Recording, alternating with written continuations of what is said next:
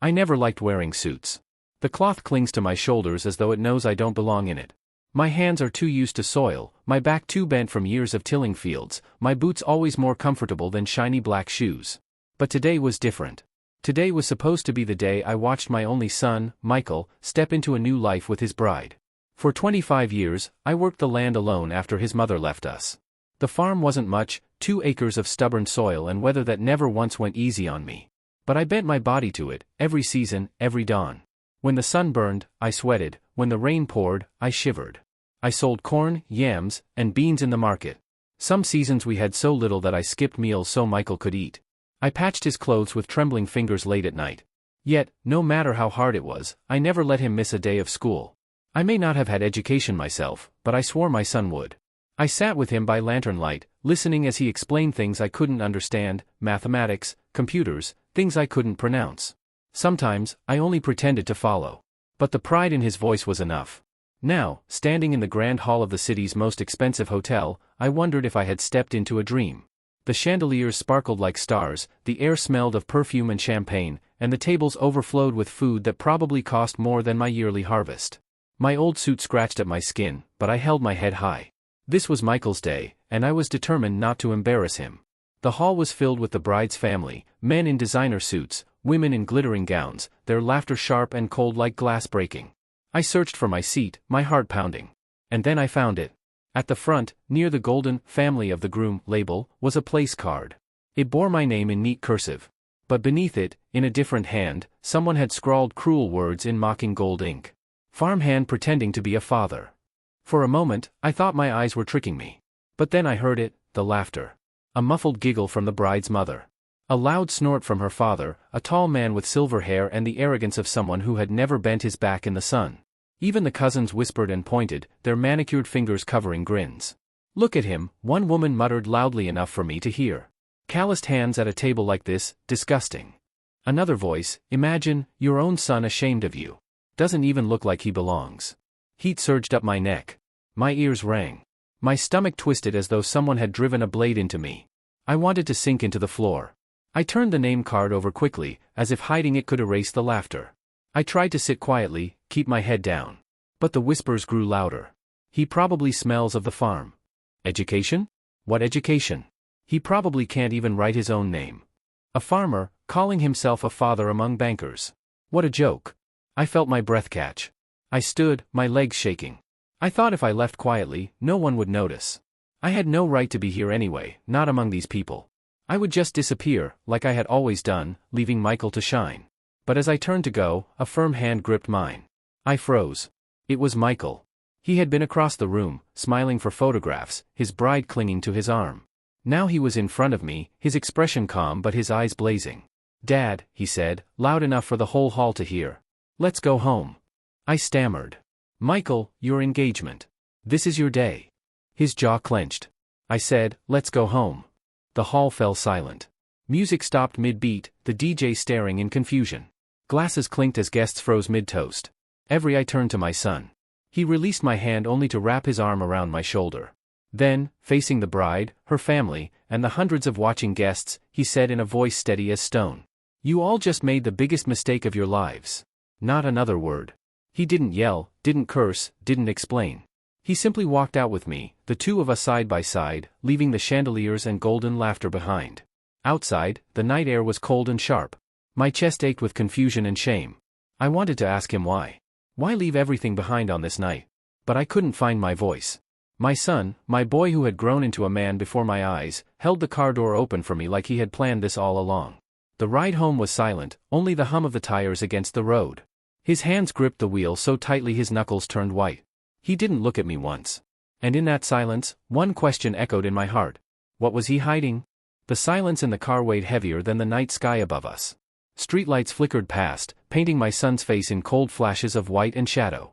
His jaw was locked tight, his eyes fixed on the road as if every thought in his head burned behind them. I sat in the passenger seat, my fingers twitching in my lap, unsure whether to speak or stay quiet. Finally, when the city lights thinned and we turned onto the narrow street leading to our old farmhouse, I found the courage. "Michael," I said softly, "you didn't have to do that for me." His grip on the steering wheel didn't loosen. "I didn't do it for you, Dad." The word stung, but before I could respond, he added, I did it because of you. We pulled into the driveway, the gravel crunching under the tires, the same sound I'd heard every day for decades. He killed the engine and sat there in silence. I could see his chest rising and falling as though he was fighting something inside.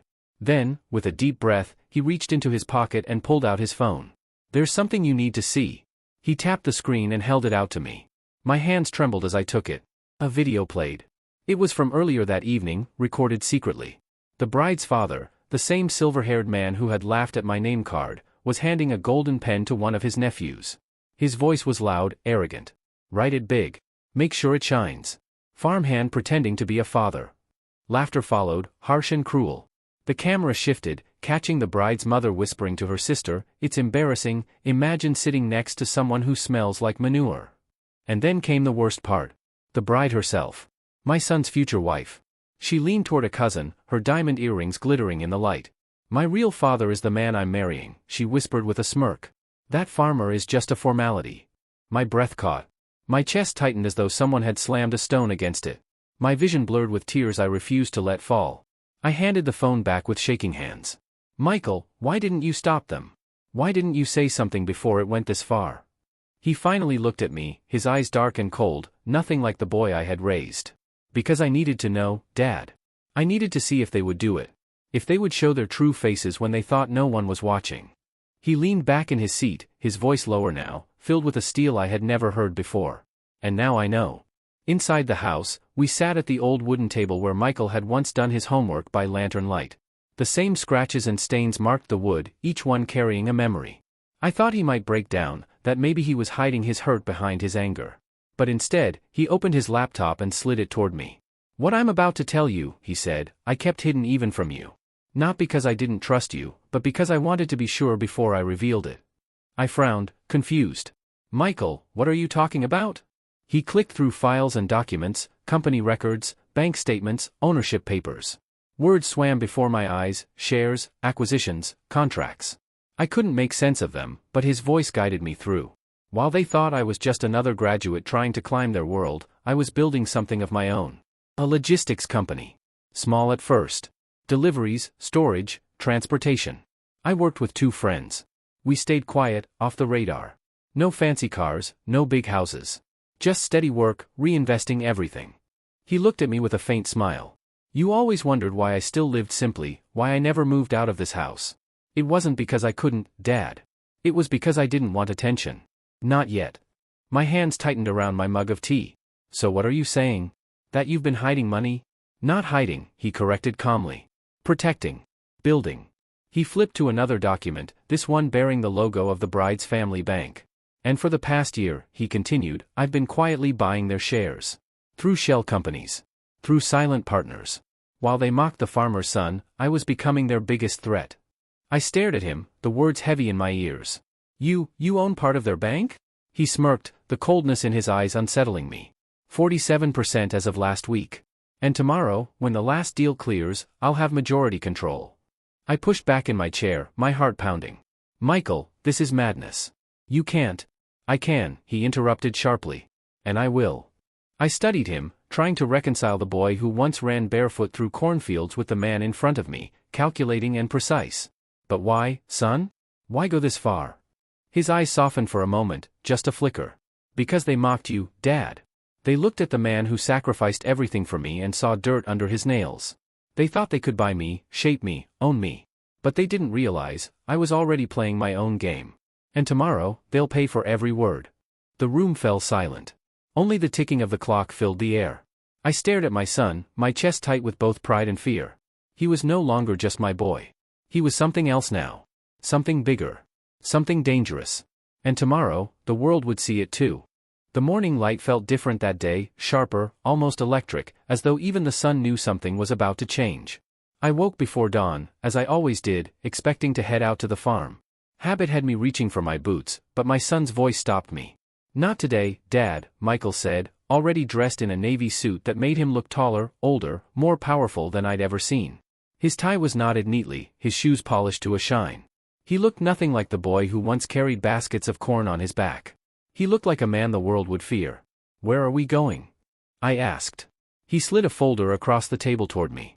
Inside were papers, company reports, shareholder agreements, and ownership certificates. My rough fingers fumbled through them. The words were too big, the numbers too many, but I caught the one detail that made my chest tighten. Michael Carter, 51% ownership. I looked up at him, stunned. You already have control? He nodded calmly, sipping his coffee. As of 9 this morning, yes. My mouth went dry. Son, this is their bank. Their family's life. Are you sure you want to do this? He leaned forward, his eyes steady. They mocked you, Dad. They spat on the years you bled for me. They don't just deserve to lose control. They need to know why. I said nothing more. Deep inside, fear and pride battled in my chest. Fear of what my son was becoming. Pride that he had the strength to stand where I never could. By 8:45, we were driving into the city. The bank tower loomed above us, its glass walls gleaming in the sunlight. People in crisp suits streamed through the doors, carrying briefcases, their shoes clicking on polished marble. My boots felt out of place, my suit wrinkled from years in the closet. I wanted to shrink back, but Michael walked tall, and he placed his hand firmly on my shoulder. You belong here more than any of them, he said. We entered the lobby. Heads turned. Whispered voices trailed behind us. I recognized faces from the engagement party, bank staff, distant cousins, smug relatives. Their laughter was gone now, replaced by confusion. By 9 o'clock, we stood in the boardroom. A long table stretched before us, lined with directors and executives. At the head sat Gregory, the bride's father, still wearing that arrogant smirk. His wife perched beside him, her pearls gleaming under the lights. Their daughter wasn't there. Perhaps she was too ashamed. Or perhaps she still believed her family untouchable. What's the meaning of this? Gregory barked as we entered. You have no right barging in here. Michael walked to the center of the room, his steps measured, his face calm. He placed a thick file on the polished table and looked directly at the board. Effective today, he said, his voice clear, steady, I control 51% of this bank. Here is the proof. Here are the documents.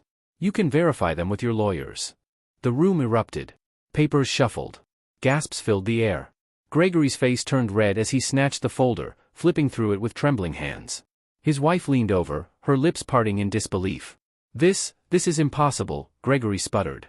You little parasite. You think you can steal what generations of my family built? Michael didn't flinch.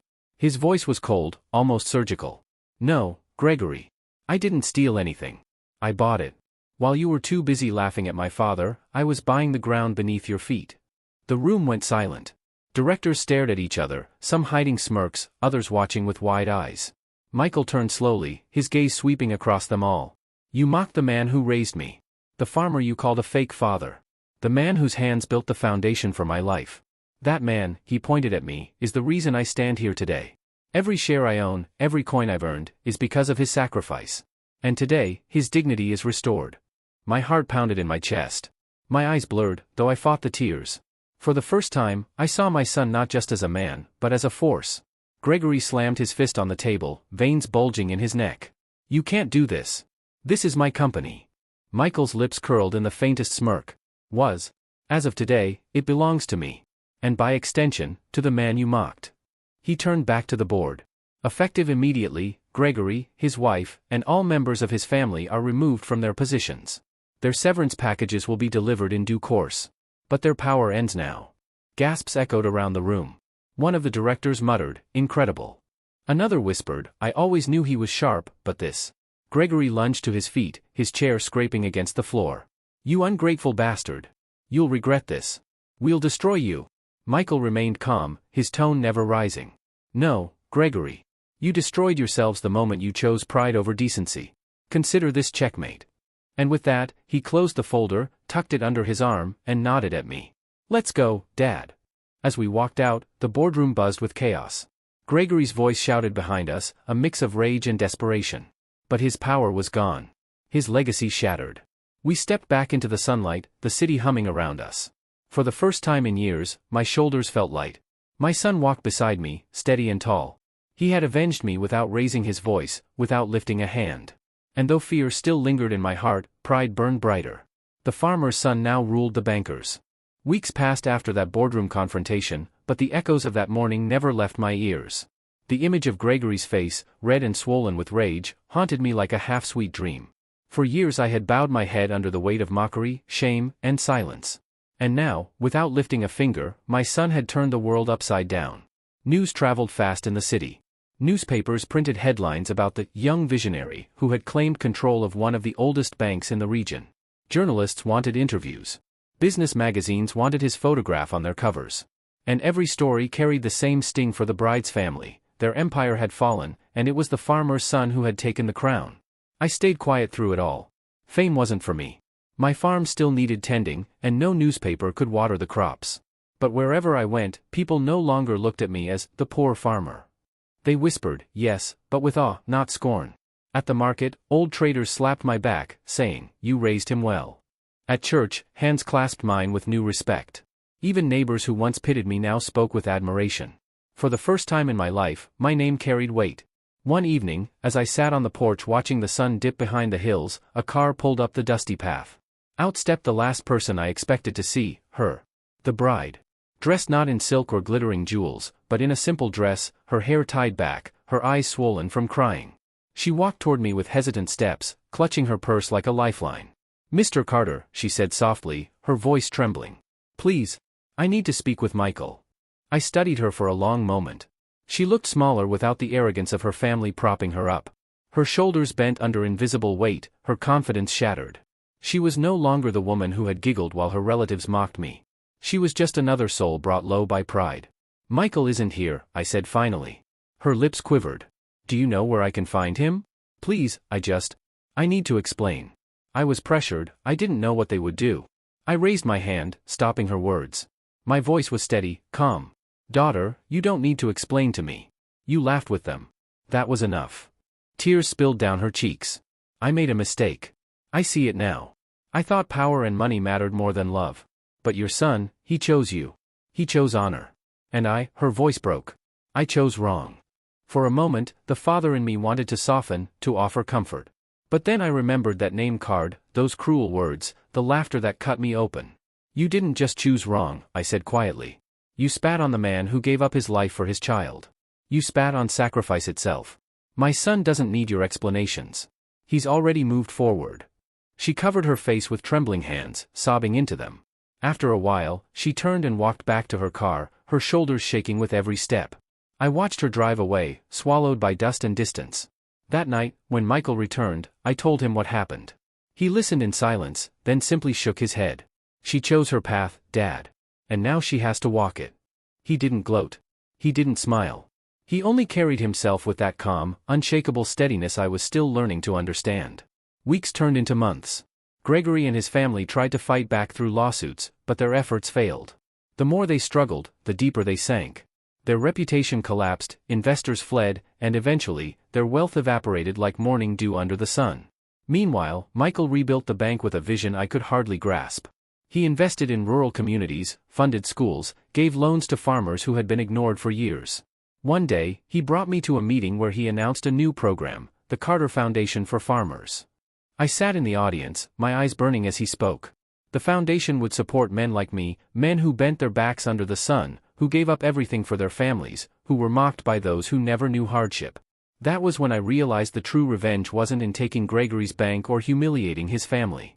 The true revenge was in turning scorn into legacy.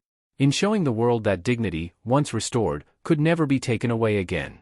One afternoon, as we walked through the farm, I stopped Michael by the old cornfield.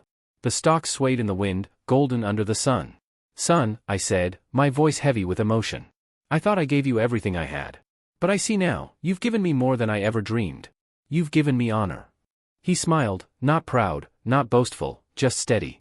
"No, Dad. You gave me the strength. I only used it." We stood there in silence, father and son, the farmer and the banker, the past and the future. And for the first time in my life, I felt rich. Was this revenge perfectly justified? Tell us what you would have done in the comments below. Like the story, share it with someone who needs this energy, and subscribe to Lauren's story for more jaw-dropping tales of betrayal and justice. Because here, every lie has its reckoning, and every betrayal finds its shadow. Stay sharp, stay strong, and stay tuned.